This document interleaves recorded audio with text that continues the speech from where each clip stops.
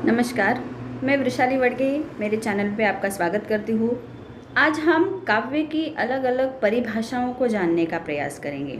काव्य की संस्कृत की, हिंदी की, अंग्रेज़ी की परिभाषाएं कैसी हैं, किस प्रकार से वो परिभाषित किया गया है काव्य, इसके बारे में आज हम जानकारी लेने वाले हैं।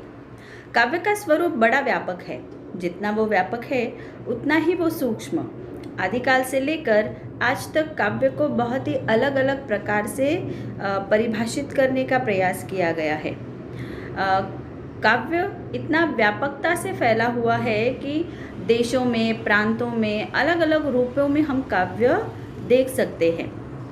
काव्य जैसे जैसे सभ्यता का विकास होता जा रहा है वैसे वैसे काव्य कम होता जा रहा है, क्योंकि पहले पुराने ज़माने में, पुराने युगों में काव्य बहुत ही अधिक मात्रा में होता था, लेकिन आज इस प्रकार से काव्य नहीं लिखा जा रहा है।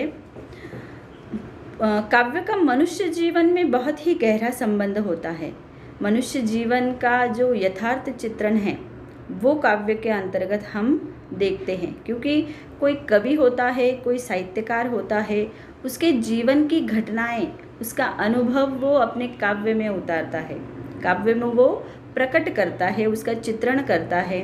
और इसीलिए मनुष्य जीवन का काव्य में, साहित्य में बहुत ही महत्व होता है, उसका बहुत ही गहरा संबंध होता है दोनों का। और ये बात यहाँ पर हम देख सकते हैं। काव्य को अलग अलग रूपों से परिभाषित किया गया है। अलग अलग विद्वानों ने अलग अलग प्रकार से उसका उसका अध्ययन वहाँ पर किया है। अलग अलग तार से परिभाषित किया गया है काव्य को, और उन्हें काव्य की परिभाषाओं को आज हम जानने का यहाँ पर प्रयास करेंगे। जैसे कि संस्कृत के बहुत से ऐसे आचार्य हैं, उन्होंने काव्य को परिभाषित करने का प्रयत्न किया है। उसमें से कुछ संस्कृत के आचार्य हैं, उनकी परिभाषाओं को आज हम यहाँ पर देखेंगे।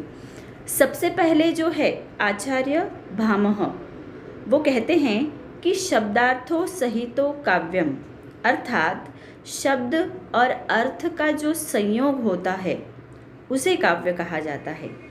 शब्द और अर्थ के एकत्रीकरण से काव्य बनता है, ऐसा आचार्य भामह ने कहा है।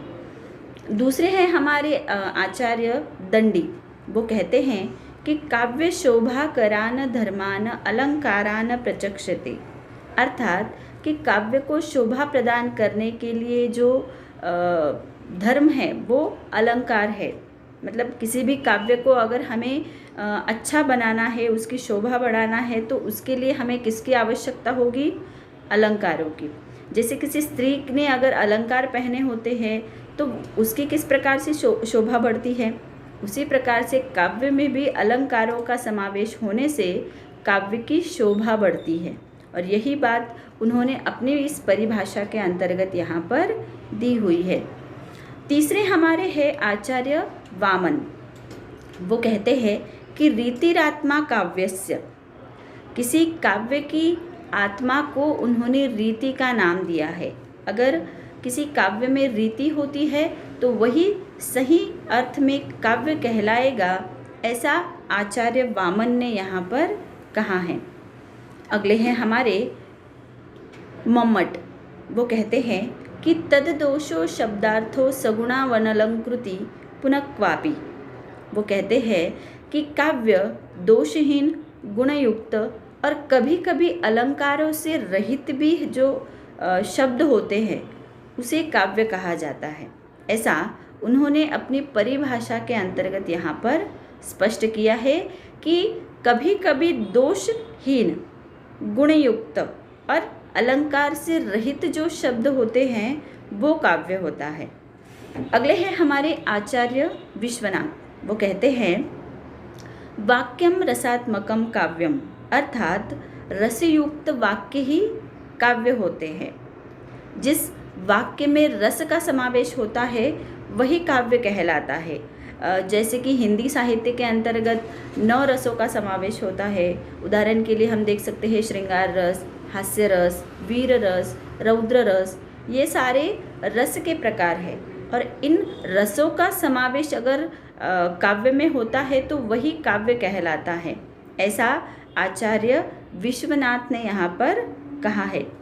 अगले हैं हमारे पंडित राज जगन्नाथ। वो कहते हैं कि रमणीयार्थ प्रतिपादका शब्दः काव्यम, अर्थात रमणीय अर्थ का प्रतिपादन करने वाला शब्द ही काव्य है। रमणीय मतलब सुंदर, मोहक, मतलब अर्थात कोई काव्य होता है उससे अगर हमें आनंद की प्राप्ति होती है तो वो सही अर्थ में काव्य कहलाएगा, ऐसा पंडित राज जगन्नाथ ने यहाँ पर कहा है।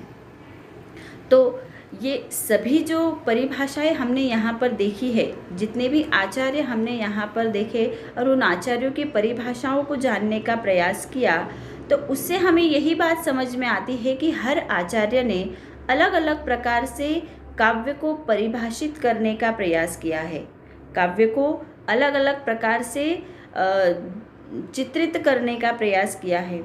और इसीलिए हम कह सकते हैं कि काव्य का स्वरूप बहुत ही व्यापक